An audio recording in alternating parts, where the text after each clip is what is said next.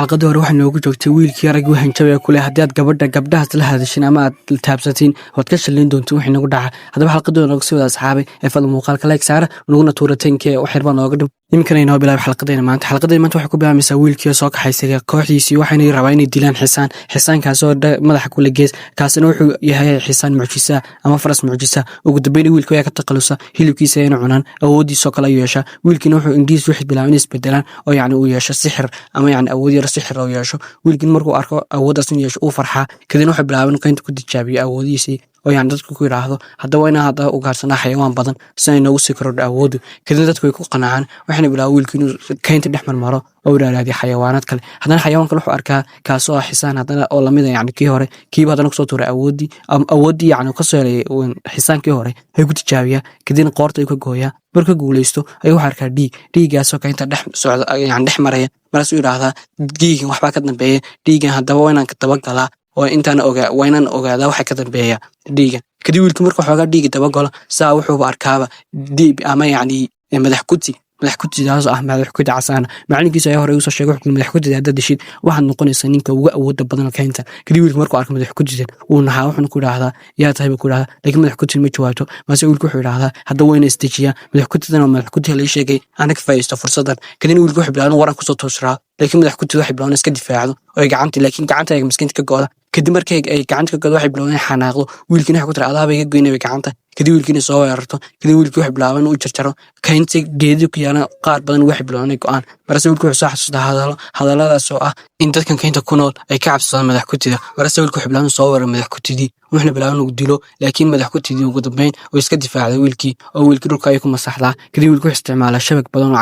awoodda caaradoo lahabu isticmaalaa shabagina waxay bilaabeen iska googoyso waxayna ka keentaa afka dab kadib dabkii wiilkii ku xariiqsaa ama ay ku gubtaa kadib wiilkii markuu dhulka ku dhaco xoogaa daciifo ayuu wiilku isku dayin inuu ka dhuunto madax kutida laakiin madax kutida waxay bilaabeen soo raaraasatay wiilkii markaas wiilku wuxuu yidhaahdaa madax kutida ku noqola qofka ugu awoodda badan wuxuuna isticmaalaa biyo badan biyaha inuu dabkiisa ka difaaca madax kutida dabkii kusoo sidaysa wiilkiina biyihii kusoo sidaya ugu dambeyn wiilku wuxuu bilaabeen seert ka geliya afka madax kutidina waxay bilaabeen inay isdhiibto wiilkaas ilaa waa ka guulaysatay ayaa hal mar dhabarka wax bilaabeen laga feero darbe laga jiido wiilkiina geed ay ku dhacaan tamartii aana ka lunto wuxuuna bilaabeen inuu isdifaaco kari waayo dhulka iska yaalo markaas hadan wuxuu israaday isdhiibi maayo wuxuuna soo qaataa seeftiisa wuxuu bilaabay inuu haddana mar raba soo weerar baashi laakiin baashi waxay bilaabeen marka taba dheerlaysa oo yacni iskama celin karto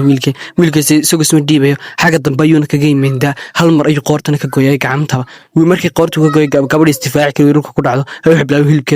hilibkeeda markuu cuno wiilkii wuxuu bilaabay diyaal tireed dhulka ku dhaco laakiin faj'atan taqayara jismuhu habeenkii wuu socdaa waqtiguna wuu socdaa muuqaalkana like saar kadibna wiilkii markuu xoogaa yacni meeshii jiifo ayuu subaxii soo toosaa laakiin wuxuuba arkaa inuu jidhkiisii isbedelay oo noqday nin ka dheer sidii hore kadibna wuxuu kusoo laabtaa kooxdiisii wuxuuna ku idhahdaa ay warama saaxiibaya kooxdu ay aamini waayaan waxna ku tiraahdo ma tihid laakiin gabadh baa soo cartay waxna isku dayan inay wiilkii laagto laakiin lugta ay xanuuntaa kadibna wiilku wuxuu idhahdaa waa anigay aamina saaxiibayaal kadibna odayga wuxuu idhahdaa inaasaa noqonayso waan hubiyaan marka hore wiilkeygiina waxaa tahay wiil hadda uga awood badan kaynteena waxaana laga baahay na difaacdo oo naga difaactay shariir kastoo rabo inuu anagana soo hero kadibna gabdho waxay bilaabeen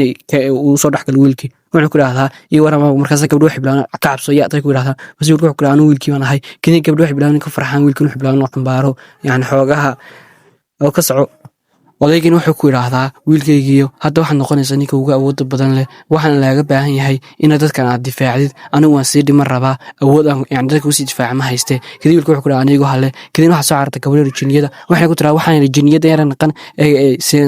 seekan yeelnaa kadib ninki wuxuu ku idhahdaa jinniyadna xagaa ka soo heshay jinniyadii wuxuu bilaabay wiilkii xoogaa daweeyo jinniyadii markay soo caafimaadda waxay tiraahdaa yaa tihiin anigu maxaadna aniga ga rabtiin mase wiilku wuxuu ku idhahdaa anaga waxba kaama doonanay aad xagga ka timid mase waxay ku tiraa waxay haysatay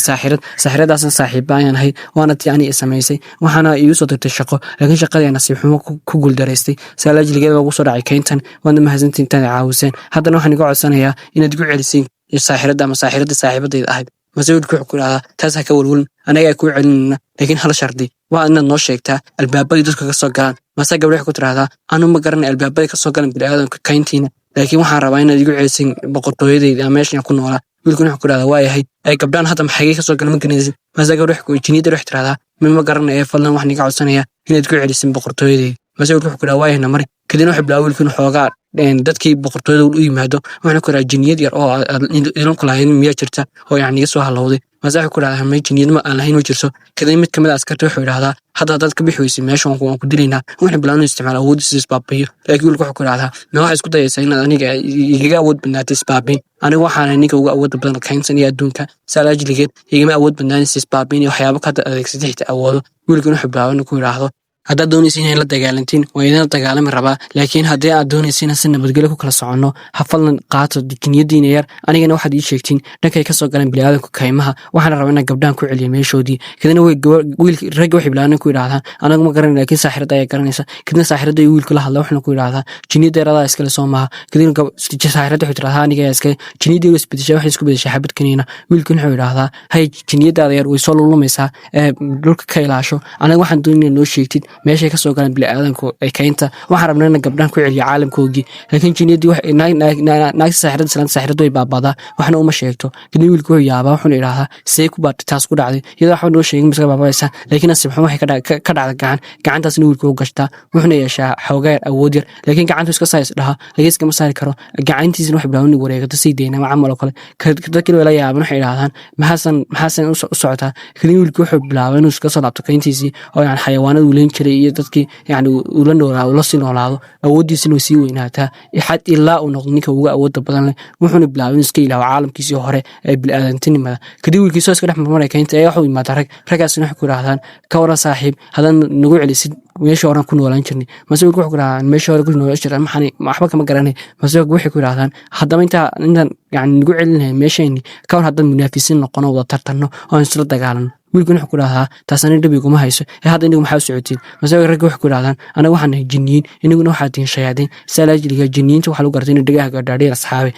shayaadiinta la geesay ay leeyihin marka anaga waxay ku yidhahdeen waxaan rabnaa inaan noqon munaafisiin oo kuwa tartamaya rabnaa inaan noqon markaase wiilka wuxuu bilaabay xanaaqo ku yidhaahdo haddaad iskaga laaban weysid kayntaada yareed ama meeshaad ka timaadeen cunahaasa kala siiyaa doqon yaho mar damban wejigaaga hortusin mana rabo inaan kula tartama aniguyo maase ninka wax bilaabna cabsooda ku yidhaahdo waayahay mudane hal mar inuu siidaa mid baa xisugda inuu leeb soo tuuro laakiin leebka afka ayaa laskaga qabto inaa kala jebiya waxaana ku dhahdaa aniga wax kastoo hareeraha ka dhacaya daqiiqada ayaan ku xisaabiya waana la socdaa haddaad iskaga laabanaysid meeshiina iskaga laabta intan dan socoto waa ilaa haddii kale seeftayna qoorta niga goyna gebigiina dhanba kadib ragga wax bilaabna cabsoodaan waxayna idhahdaan hay